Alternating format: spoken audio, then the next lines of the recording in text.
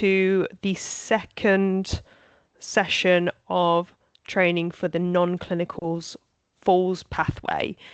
So this is a pathway we're trying out in the York Road and Armley LCP areas.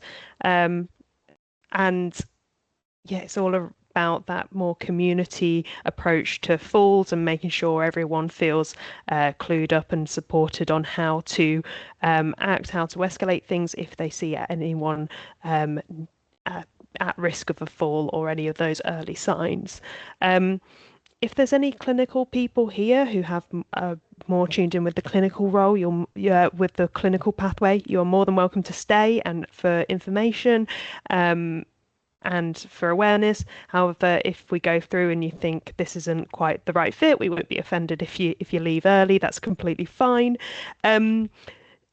As Jo leads us through the session today, I've just asked you all to stay on mute so we can all hear her nice and clearly. We are recording today's session, so if you don't want to be recorded, you can keep your cameras off. That's completely fine. However, when we get to a point where we're asking questions and at the end, if you could put your camera on to get a bit back and forth, that'd be lovely because it's much easier when you can see each other's faces. Afterwards, we will be sending out a feedback form and some other resources, as well as a recording of the session, so you can pass it on to colleagues of yours. And we're also going to be sending out a monthly form asking for examples of how you've used the pathway, as this is a trial, so we want to make sure that it's working right and hear some good stories of what is working well about it. So we can, see if it's something we want to roll out to the whole city. Feel free to put questions in the chat as we go. We'll have some time for questions at the end. And I think that's everything from me. So I'm going to hand it over to Jo to take us through the Falls pathway. Thanks, Jo. Thank you, Ruth. I'm relying on you to keep an eye on the chat for me and if there's any hands up, but I will stop periodically throughout just for if there's any questions on particular sections rather than waiting till the end, because I know sometimes it's kind of putting it into context. So I'm just going to bring up the presentation that I'm going to work through, but I am going to be swapping into different slides and things and different websites just to kind of show you where things are. So a little bit more interactive from that point of view. For those of you who don't know me, my name is Jo Brayshaw. I'm the clinical lead for the Community Falls Service, which sits within Leeds Community Healthcare. And I'm also the one of the co-chairs of the Citywide Falls Steering Group. So not just work for Leeds Community Healthcare, but also doing some work across the system as well. So just bear with me. I'm just going to bring the presentation up. No, not that one. It does help if you get the right one, doesn't it? Too many things open. Okay. Yeah, we can see that on our end, yeah. Yeah, I'm just going to try and put it into presentation mode so it's a bit bigger for you. My computer's just done really go slow today, I'm afraid. So oh no, massive delays in doing things. It's not really wanting to do anything. Okay, is that gone? Yeah. Has it moved on? Yes. Okay, so should be on the first slide with background. Yep.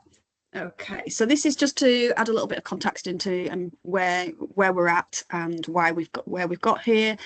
Ruth's already alluded to kind of obviously the work that we are particularly doing with Armley and York Road PCNs, but we were just aware that there was varying, inconsistent kind of awareness of and knowledge of falls and around falls risk assessments within the community. So what we were wanting to do was we wanted to be as proactive as possible, because obviously at the moment I think it tends to be more of a reactive approach where we come into a situation, someone's already had a fall, but what can we do to support being more proactive in looking at people that might not have had a fall already but might be at risk of falling. However, there may be people that have had a fall, and obviously what can we do to support reducing the risk of falling in the future. So we wanted to develop a pathway that was specifically for people that weren't in clinical roles as such or services, but where you are having interaction with service users in the community. So it's about making every contact count and how you can support the pathway. So as we said, there's no standardised pathway, or there wasn't until we've kind of developed this, and we are trialing. And in particular, because we are working on the frailty, falls and injuries priority as part of the Healthy Leads plan, this is why the focus is specifically around Armley and York Road PCNs. And obviously what we did identify is that we're developing a pathway, but we need to be doing some education with you guys just for you to understand how that works, and obviously any questions that you have.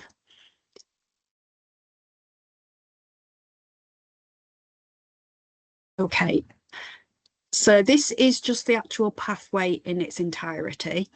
So don't worry about taking all of it in at the moment. This is just to show you now, but what I'm going to do is go through different elements of the pathway through the presentation, but we'll come back to this just so that it kind of gets an understanding of how that flows with the different elements on there.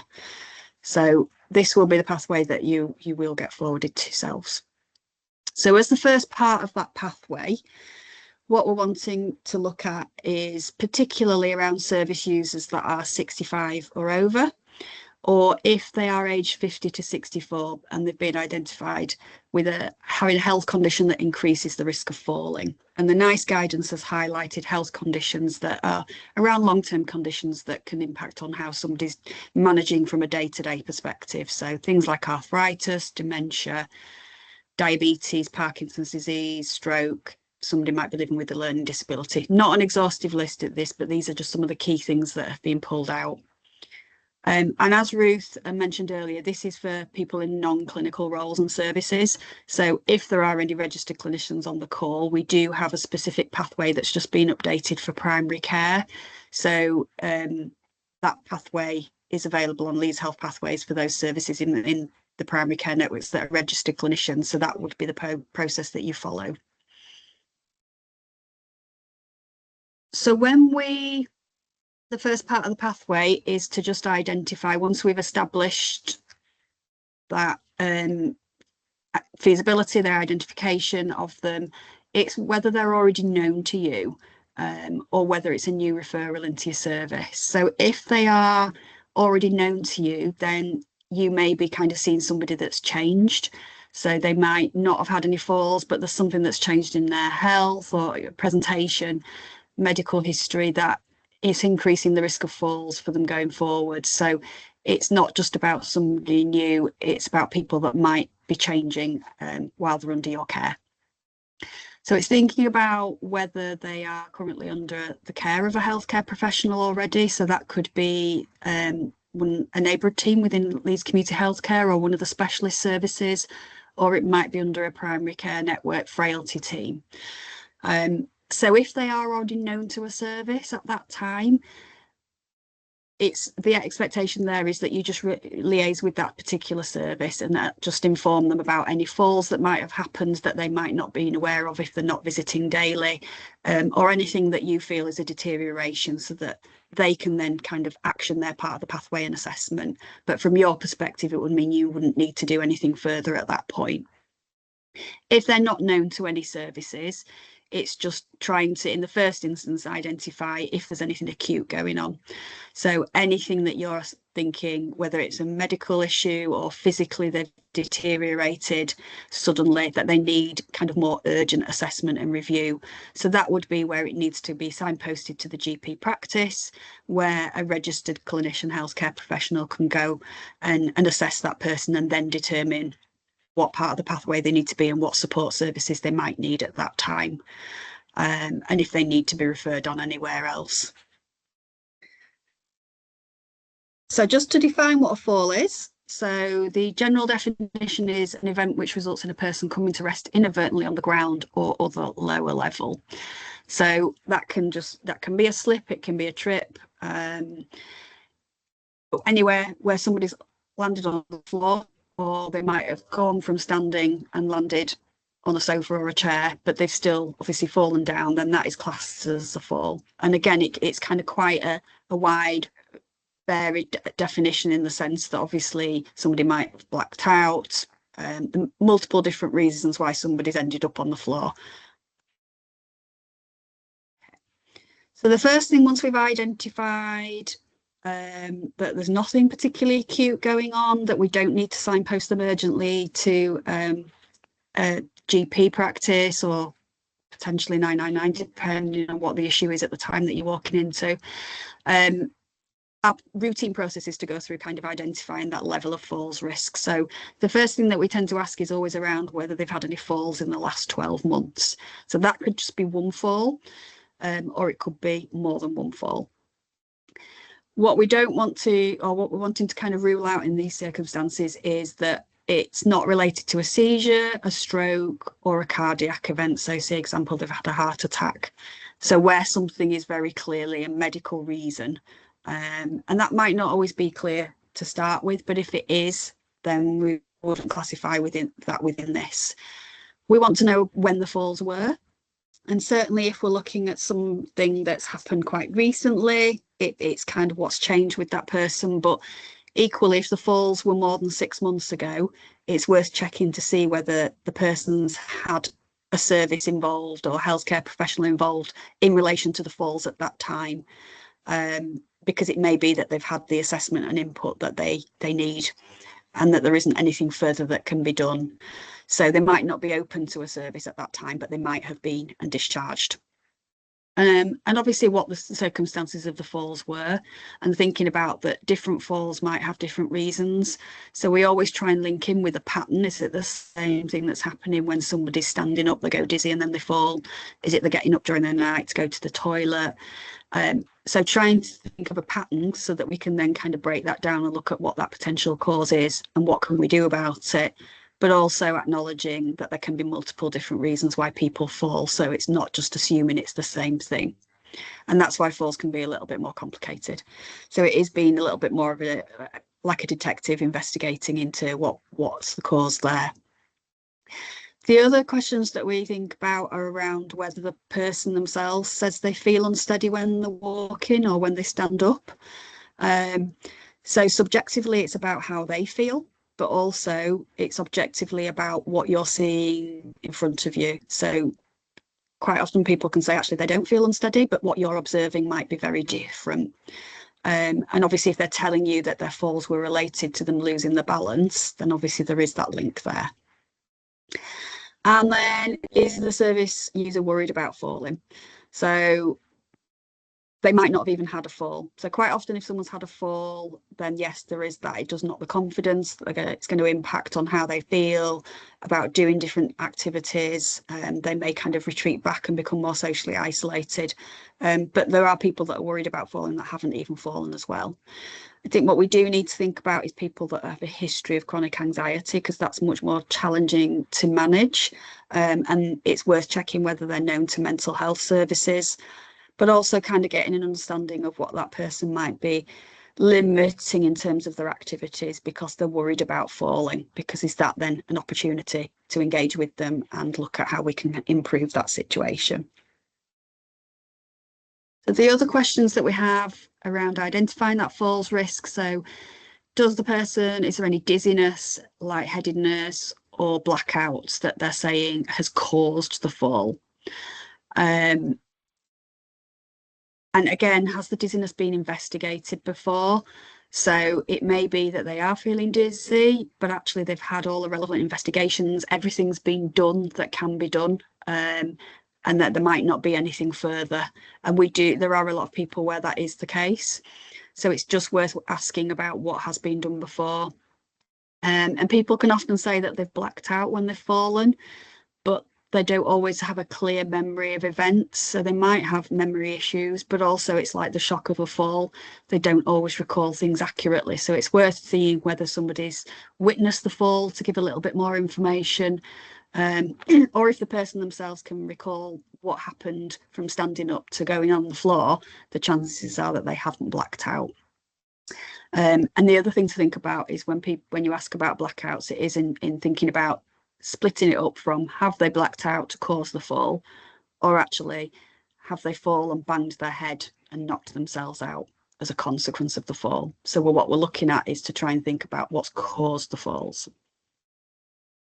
Thinking about if there's any unexplained falls. So there might be a really clear reason for the falls, but then again, it might not be. It could be a bit vague, and that might be because the person can't remember, or it might be that we haven't got to the bottom of what's happened. So again, it's coming back to that: have they had investigations already? Have they been seen by a community service already?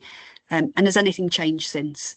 So I think this again goes back to the timing of the falls history. So are we talking about something recent that's suddenly changed? Is it a falls history several months ago and there's been some input since then? Okay, so I am just going to go back to, I'm going to put the full pathway diagram up now just to recap on that bit. Pathway come up, Ruth? Yes. Okay. So what we've just gone through, we have looked at, is the service user age 65 or over, or 50 to 64 with a long-term condition that increases the risk of falling. We've talked about seeing whether the person's already under a service currently, a healthcare service, and if they are, it's about having that communication with that service to make sure that they're up to date and they're aware that somebody's had a recent fall or things have deteriorated so that they can action that. If they're not under another service, then we want to know if there's anything acute, anything urgent that needs dealing with from a medical or a physical perspective. So if it's yes, it's just signposting the service user to see the GP or a healthcare professional at the GP practice, or if they're not able to arrange that, it's happy for you to do that with their consent. If there aren't any acute issues, then these are coming down to the questions that we've just gone through. So has there been a fall in the last 12 months? Do they feel unsteady when they're walking, or are we observing them to be unsteady, or are they worried about falling? So if there's one of those elements, it only needs one out of the three, then you also then go on to ask the questions about any dizziness, lightheadedness, blackouts, or unexplained falls. If we are identifying that there's some issues in relation to that, then again, that's signposting to the GP so that they can decide what's the most appropriate action from that point of view. If we've got a no to all of these three, what we're wanting to be is still be proactive and look at how can we support people to maximize their strength, make sure they're balanced as possible so that we are reducing the risk of any potential falls in the future. So this is coming around to kind of the exercise element, and I'm not going to go into too much detail at the moment because we'll go through that later, but I will just go back to what we then look at in terms of other things that we can think about at home to advise and support with. So just bear with me as I go back.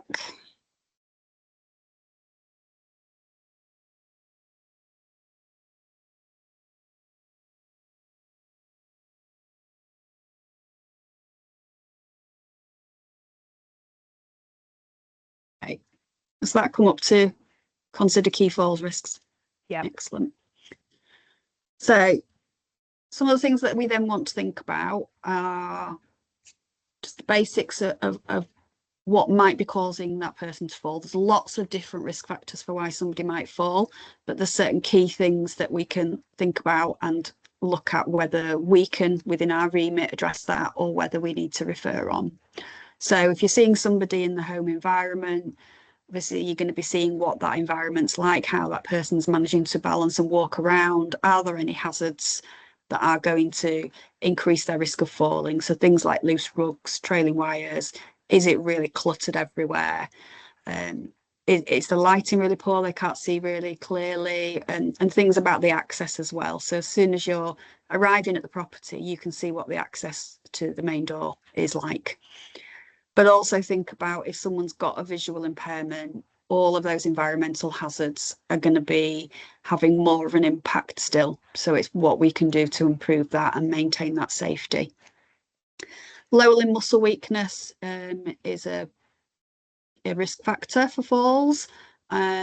and balance and mobility issues, in particular if someone's had a recent deterioration. We need to understand why that is and what we can do about that. It may be that somebody's been unwell or they've been in hospital and they've had a period where they've been in bed and things have deteriorated. So it's just trying to get an understanding of what might have caused that deterioration. Poor oral intake, we come quite a lot, certainly with older people, not drinking enough fluids, not eating regular meals.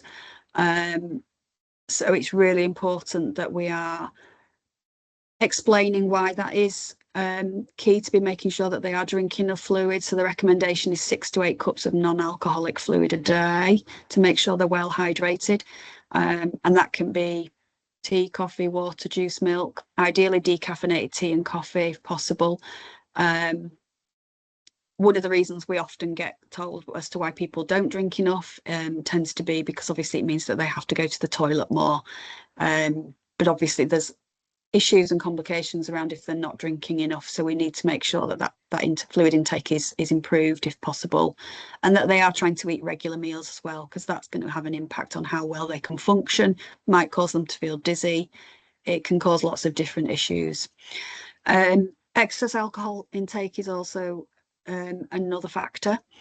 So it's thinking about, again, what we tend to find with patients is their response is that they've always drunk that much, but it's trying to kind of explain to them that what they might have been able to drink and tolerate a few years ago might not be the same. They might be on medication that interacts with that alcohol, which is going to make them more unsteady and more at risk of falling. It can dehydrate them. So it's just how we try and have a tactful conversation about that, but it's really educating them as well. And I think in particular, as people get older, there's the likelihood that they've potentially lost weight. So how much they drank before versus now, if they're drinking that same amount, they might not be able to kind of tolerate, their body might not process that as well, and it has enhanced effects. We want to think about the consequence of a fall, so not specifically a risk factor for why someone's falling, but if someone we know has been on the floor for a long time after they've fallen, they've been unable to get up from the floor, that might be because they've been medically unwell and they've just not been able to do that. It may be physically that they can't get up from the floor, but the consequences of a long lie are quite significant. So we need to understand if that has happened and what we can potentially do to teach that person how to get up from the floor and programs that they can support with that, or obviously mechanisms that they can call for help quickly so that they're not on the floor for any length of time.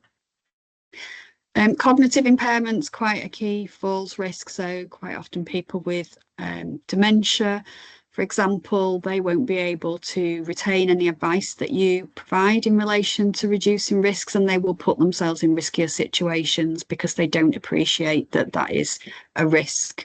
But equally, you may be coming across somebody where there's an undiagnosed cognitive impairment. So it's important to maybe look at signposting to the GP if that's the case. Continence issues, again, if someone's rushing to the toilet. So it's linking some of these issues and risks back to the falls history. So has the history of falls been related to getting up during the night to go to the toilet, rushing to get to the toilet? And again, that might factor in with you're also finding that fluid intake is starting to be restricted as well.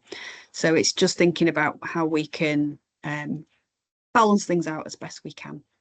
And things like inappropriate footwear, something as simple as appropriate footwear can make a big difference to someone's balance and ability.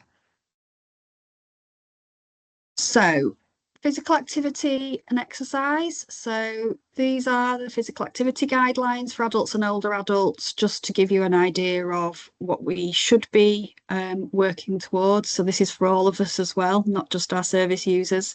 And obviously at the top in purple, there's some key areas where it identifies, you know, the benefits of physical activity and why we should be trying to make sure that we are physically active. Obviously, that's going to be very dependent on the person and what their medical history is and what they can actually physically manage. But it's around building strength into 2 days in a week, and also from a balance perspective. But for people that can't actually do an exercise program, it's just about trying to encourage people to be more physically active so that they're not sat in a chair all day, that they are getting up regularly to at least have a walk around. But the key thing for us and the evidence base for falls prevention is strength and balance exercise. So that's the single evidence-based intervention for falls prevention. But how we prescribe exercise and what we prescribe is going to differ depending on that individual person. It's not one size fits all.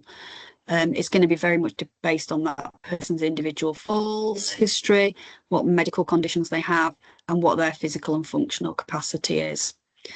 And I think it's also highlighting that not all types of exercise will prevent falls. So we quite often see people will be saying, oh, chair-based exercise. So we're not knocking chair-based exercise if that's all that person can actually manage.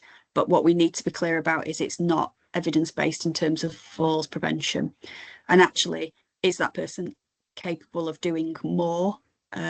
So exercise, getting people into standing, is going to challenge their balance and work things more from an evidence-based perspective. But again, it's about what's appropriate for that individual. When we talk about primary and secondary falls prevention, so this goes back to what I was talking about at the beginning. So primary falls prevention is looking at preventing somebody from having a fall when they've not fallen at all before. Secondary falls prevention is probably more where we see the majority of our service users at the moment, where they have had one or more falls, and what we're trying to look at is preventing any future falls. And with the strength and balance exercise element, we're wanting to think about, is the person able to access a community-based exercise program? Because the benefit of that in a group situation is not just that evidence-based exercise, but it's that social interaction as well. And there's so much to be said for people getting out and about and having that interaction that supports kind of going forwards as well. So we've got Chelsea on the call, so I'm hoping I'm going to do the next slides justice, if it'll actually move on. No, it won't.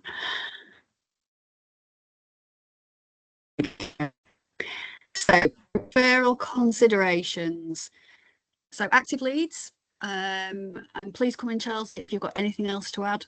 So they offer a programme of activities for people that are at risk of falling. So this is our group evidence-based strength and balance exercise programme in the community. So what it says on the tin, it's looking at how we improve strength, we improve balance, we look at improving coordination, and that's over a course of 20 weeks, but not everybody needs 20 weeks. But obviously what active leads will look at is if people then can transition onto other programs depending on their individual need. So these sessions, there are chair-based exercises in there, but strength and balance exercises in standing, which is the key thing, and that progression of exercise to improve and reduce that risk of falling. So the criteria for their service is anybody that's age 60 plus. They need to be able to walk independently with or without a walking aid and be able to transfer independently. So when we say transfer independently, be able to stand up from a chair. Mild or moderately frail, they might be at risk of falling, so they don't necessarily have to have had a fall, or there might be a history of falls. And importantly, no contraindications to health. So obviously, if there's any medical conditions where someone's got an unstable heart condition or unstable angina, they're getting chest pain on minimal exertion, then that's not the programme for them. Hi, Jo, can I jump in there? I wasn't sure. You can. Absolutely, Thank you go for so much for explaining all about our service and the vitals of that. My name is Chelsea Felsted. I am the Development Officer for the Strength and Balance at Active Leads. I just wanted to touch, just to add in a little bit of additional information there. We have 11 Strength and Balance classes across Leeds currently. So I can definitely sort of tag on to this and share our timetable following today's call, as well as the referral process. And I did just want to raise awareness to say that our newest Strength and Balance classes which are held at the old fire station in Gipton as part of York Road Local Care Partnership. We have the additional offer to support with transport, with getting people to our strength and balance classes. That's on a Monday morning. Again, I can share that timetable with you. And that is for people living around that York Road area. And we are exploring the transport options for Armley as well. So we are in conversations around that currently. Thanks, Chelsea. Thank you. So just moving on to care and repair, so the Home Plus service. So if we are thinking that there's issues around the home environment, environmental home hazards, then Home Plus can survey home for hazards. They'll look at, and they can carry out minor adaptations to reduce the risk of falling. So that might be kind of looking at handrails, grab rails, elements of equipment. And obviously the aim is to try and ensure that somebody can be as independent as possible and as safe as possible at home, and reducing the risk of falling there. So they also, in addition to rails, they'll look at things like improving lighting, if there's anything that needs securing down, like carpets, trailing wires, and yeah, some basic equipment. So if someone's struggling to get in and out of the bath, then they can provide kind of that basic equipment from that perspective. So in terms of, we talked about and touched on earlier about a long lie. So it's reported that 50% of older people who fall are unable to get up from the floor by themselves, which is quite significant. And if we look at the date of that, that's over 10 years ago. So the likelihood potentially, as we've got an growing aging population, is that could be higher than that. A long lie is defined as someone that's been on the floor for over an hour and hasn't been able to get up. So an hour might not seem a long time, but for an older person with other health conditions, it's enough time for things to start developing and deteriorating. So people, if they've been on the floor, can get chest infections, they can get pressure damage, all of which, if things aren't addressed promptly, can cause significant issues. And actually the complications of a fall and a long lie can be more significant sometimes than actually any other aspects of the fall. And in some cases can be life-threatening. So what we need to do is, with the best will in the world, we're trying to be proactive and prevent that fall from happening in the first place, but we also need to be realistic that that's not going to happen in every case. So what can we do to reduce the risk of a long lie? So we have services in Leeds, so telecare service, have got the pendant alarms, the response service, if someone's unable to get up from the floor.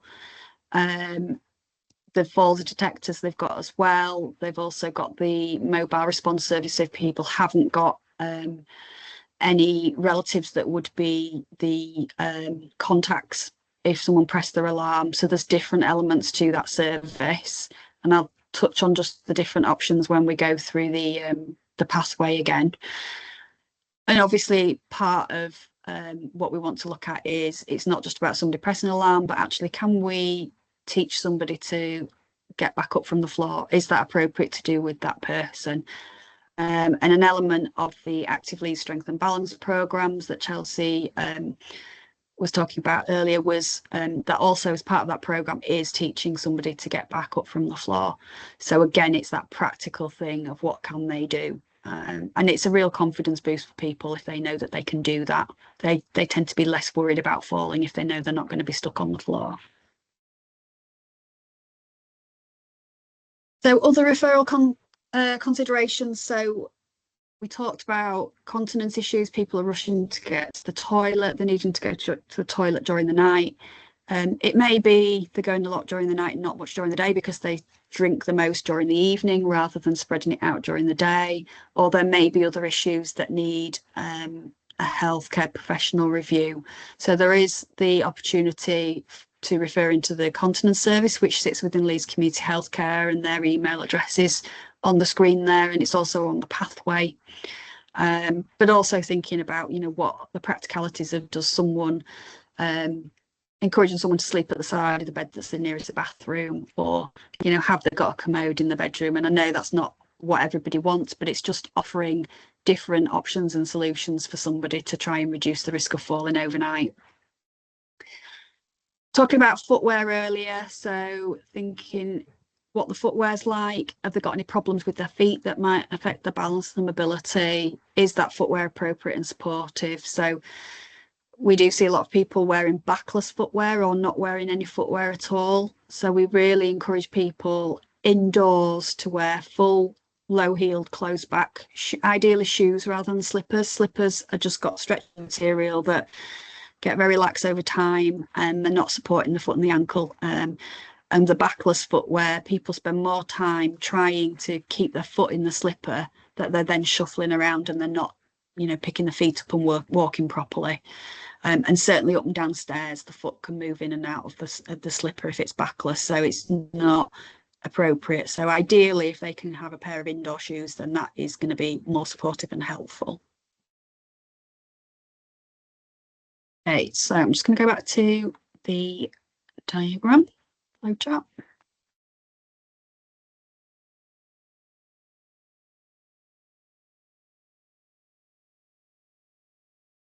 Okay, does that come back up?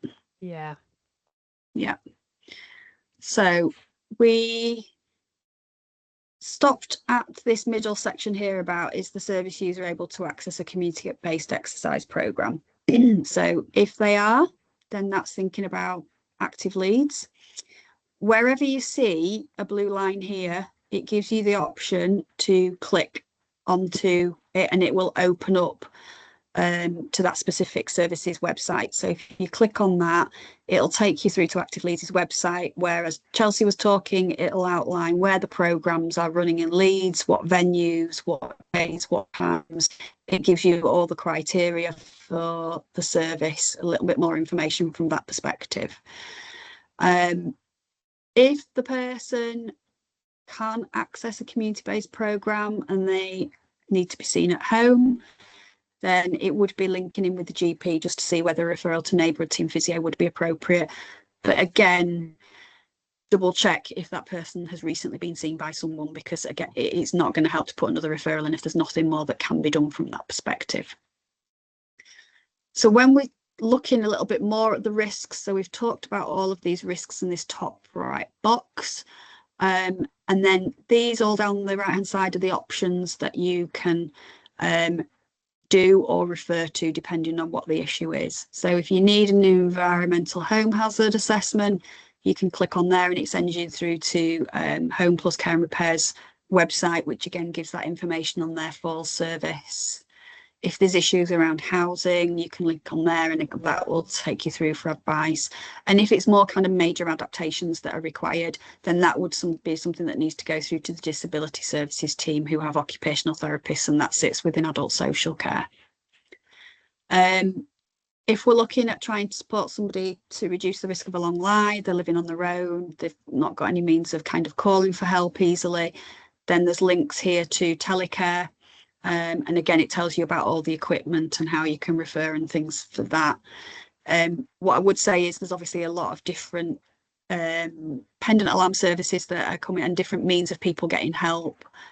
So phones that link in with family. So lots of different things. Telecare is just the service that runs through Leeds City Council, but it might be worth checking with people if they've got a different service involved, or if they're in, say, example, specific kind of retirement complex, then there might be an in-house system that's there.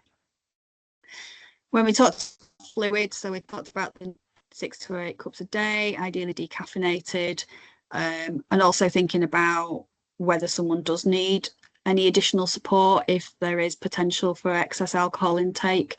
So there's information there in relation to Forward Leeds. They've got a leaflet out now around alcohol in later life, which is a really good informative leaflet that you can give to service users that just helps to explain a little bit more about the concerns and what they can do to kind of try and support that. But obviously anything to do from an alcohol point of view is that nobody should ever just stop drinking alcohol if they've been drinking a lot each day. So it's about getting the right support to do that. And this is where it's about signposting to people that can support them in the right way. Advising people around appropriate footwear. As we talked about, we've got the referral to the continence service if that was needed. if people are struggling with day-to-day activities, it's thinking about referring into adult social care reablement. And then also from a social perspective, there's the links there to the neighbourhood network schemes in Leeds across the different areas. So obviously if someone would benefit from being able to get out and about, so it's not necessarily from an exercise point of view, it could be, but if it's things like lunch clubs, just that social interaction, it's a good start from that perspective in terms of where we can go. What we've also got at the bottom is just a link to Leeds Directory. So we've set up a Falls resource page on Leeds Directory. So that's open to anybody. So service users, general public, yourselves. And I'm just going to bring that up just so you can see. So if you clicked on that bottom bit for Leeds Directory, I will show you which page it will bring up for you.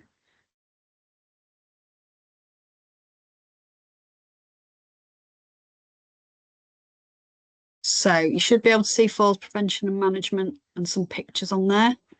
Does that come up? Okay. Yeah, it has. Yeah. So link through. So this is Leeds Directory. If you click on this bit here, it opens up all the different risk factors and just talks a little bit more about those. And then we've got 3 very specific areas here. So people can have a look on here. I'm hoping if I click on it, it'll change for you. Has it changed pages? Yeah, it has. Yeah, so it just talks about the importance of staying active. And again, it talks about active leads, active aging, all the different resources that are out there in relation to exercise, physical activity. But health and lifestyle. So that can be supporting someone around eating, drinking well. Obviously, there's the elements of people not being able to access food. So it's looking at different networks there. We've got elements around medication, and there's a link into Age UK, which has got a really good resource, which details that really well. Thinking about looking after your eyes and your ears. So this is something you can look at properly yourselves when you've got a minute. And then obviously in terms of feet as well. So that's the middle one. And then if we look at the environment, so then we've got different things that just thinking about what are the hazards. So getting people to think about what the hazards in their home. And then we've got the links to Home Plus, adult social care, how people can refer in, telecare, things like assisted waste collections. You know, if someone's falling because they're taking the wheelie bin out, is there, you know, what can we do to support that?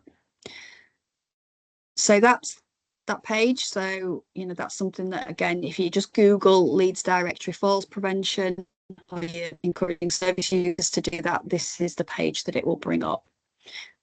Just to add some context to what Chelsea was saying as well. So the link for active leads will bring you up to their page, which again talks a little bit about what the programs are, what the criteria is.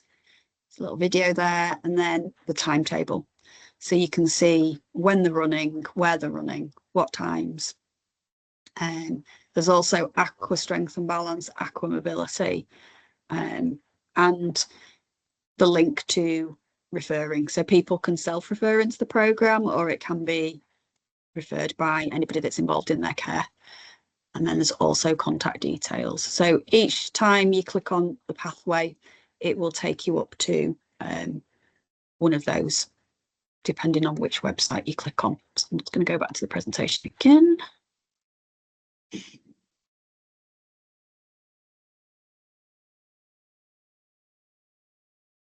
back. We're back here. I'm just trying to get it in other mode. So yeah, this is just a screenshot. So it's actually slightly updated because we've got some different pictures on there. But the link is the same. So it's just around what's available there from a Leeds Directory perspective that you can signpost service users to. And then what we also encourage as well is just providing written information to people. So we've got a leaflet. I've just kind of done some screenshots on here. It's an A5 leaflet that we have that we've done for across Leeds so that everybody can provide that same information. So this is for people that are living in their own homes. So it just talks about what to do if they've had a fall. It talks about the correct way to get up from the floor if they can, if they've not hurt themselves, or if they can't get up, what's kind of the best strategies from that perspective, and then just tips to prevent falls as well. So it covers things in a basic perspective, but it's just something to leave somebody with, to have a little bit more information if they're wanting some time on their own to digest things, because sometimes kind of somebody talking about things, they don't always recall it afterwards. So it's just to give a little bit more context there. And those leaflets are also available in easy read format as well. And then that's it for me. So if there's any questions? Thank you so much, Jo. I mean, I've written down a couple of things that I think would be useful just to revisit. And I guess once early next week, you'll all receive a copy of the recording, the slides, the pathway, that information leaflet, as well as easy read versions of those, the active leads information, feedback form. So you're going to get quite a package after this. But I suppose it's useful just to think about how you'd integrate this into your normal working in your organisation. I know there's some mental health organisations, mental health roles on the call, and I didn't know if anyone would be up for giving any insights into. Early on, Jo talked about the link with anxiety and falls, and asking people if they've got any worries about falls can be a little different for people with mental health. So does anyone have any kind of reflections on that question, and any advice or tips they might be able to impart, seeing as we've got the expertise in the room today? If you're feeling shy, feel free to put any thoughts in the chat instead.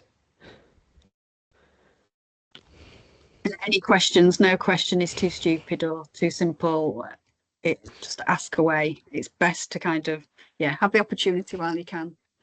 And I'm sure if you're thinking it, probably somebody else is as well.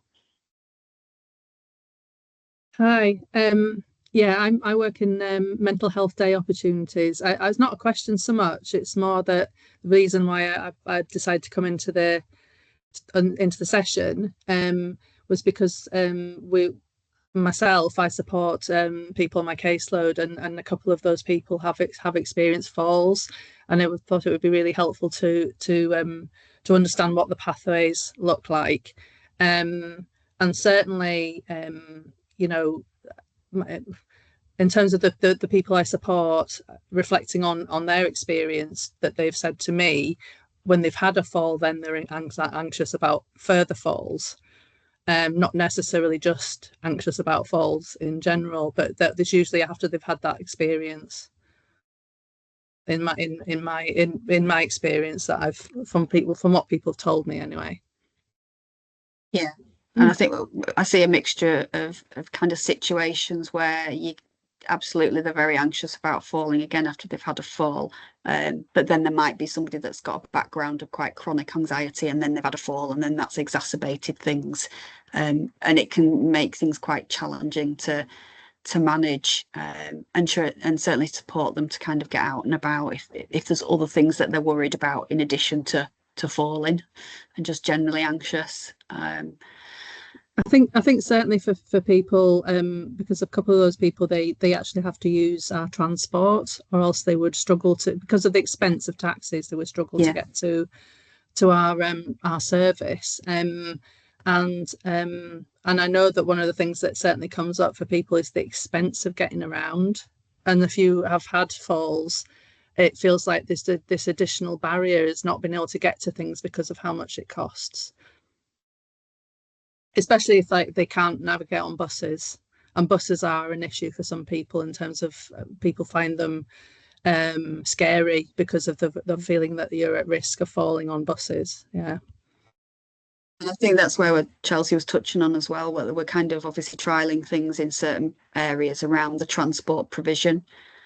because we recognise that has been a barrier to uptake of programmes where people would like to get out and join in a group activity, but just can't afford to get there, or just it's not safe for them to be able to get there on public transport. So we are trying to address that. We're just looking at it on a smaller scale at the moment, to see how successful that is and the potential for what we can do in the future. Thank you. Adrian?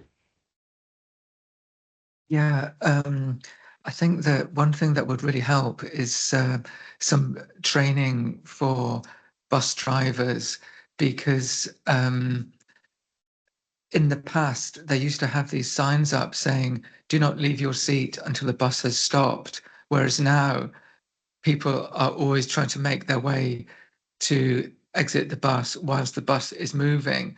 And normally when the bus stops, there's like a, people get thrown backwards by the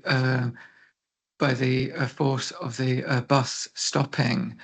So because if somebody is prone to falls, they wouldn't be able to use buses in Leeds, maybe other cities as well, because their risk would be very high when they were trying to get on. Sometimes getting on as well, the bus can start up whilst the person's getting on or getting off.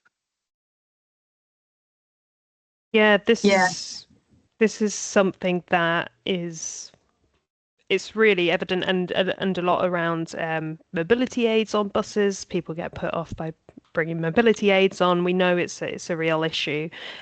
So there is a project run by Leeds Older People's Forum called Travel Connections, where Tracy, who works there, is trying to advocate for older and disabled people's access to buses, because there's a lot of change going on within the public transport infrastructure in Leeds at the moment. So if you look at Leeds Older People's Forum's website, there is some information about that project and the work Tracy does. And if you ever get a chance to meet Tracy, you'll see how passionate and how proactive she is in trying to get those changes advocated for, and the training of the staff and even taxi firms in being age and dementia friendly. That's a big piece of work, and it's not going to change overnight, unfortunately, but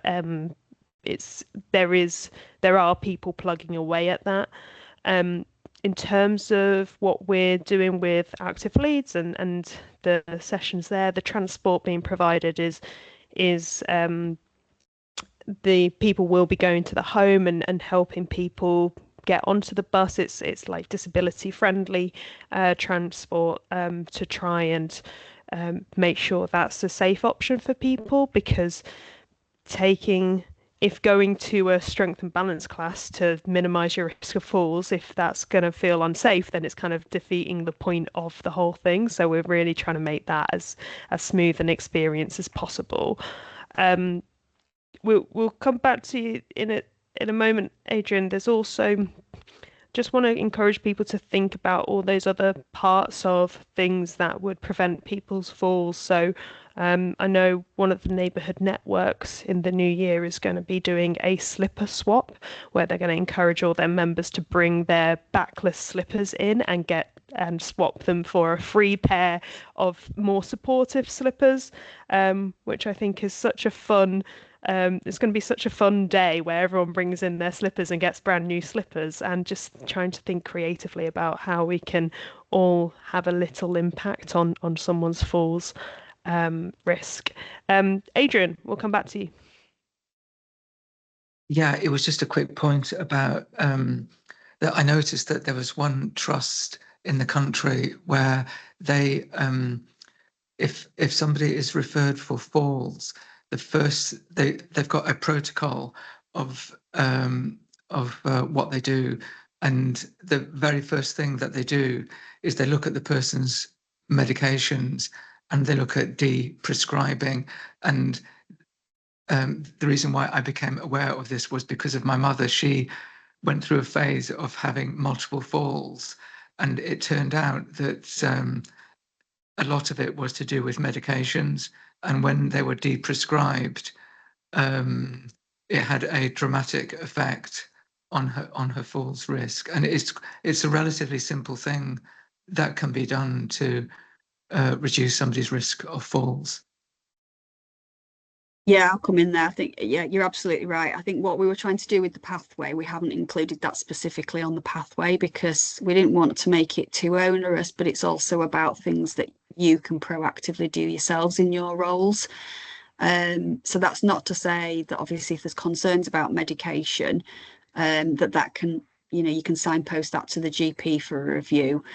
But it's just obviously, again, it's that understanding of what's happened already before and has the person already had a medication review, because we don't want to bombard GP practices with everybody coming for a medication review when they might have had it and they might not have just remembered it. But yeah, keep medication in mind, certainly. And if there are any concerns or falls have started after something's changed for whatever reason, then do signpost them to the GP or pharmacist. Fab.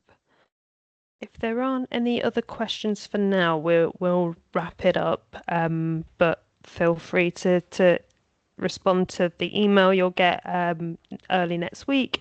If you've got any questions that come up, sometimes you hang up a call and then 5 minutes later you think, oh, that would have been a perfect question to ask. So feel free to email. As I said, you'll get that pack of information early next week. And I mean, the big question for all of you is how you can integrate what you've learned today into your day-to-day practice as individual practitioners, but also in your organisations, whether that's printing off the pathway and popping it on the office wall, or having it to hand in your own notebook, or even if you've got referral systems or note-taking systems where a little thing can pop up saying, oh, you've mentioned falls in your notes, have you considered the pathway? There's lots of different ways. I'm sure you can all integrate it, but I hope that's been useful. Thanks so much again, Jo, for walking us through that. I know you've spent a long time developing it and trying to make it as friendly to non-clinical roles as possible. Which I think you've done a great job of. So thank you all. Have a wonderful rest of your day, and you'll get that information early next week. Thanks all. Thank you. Thanks. Thanks.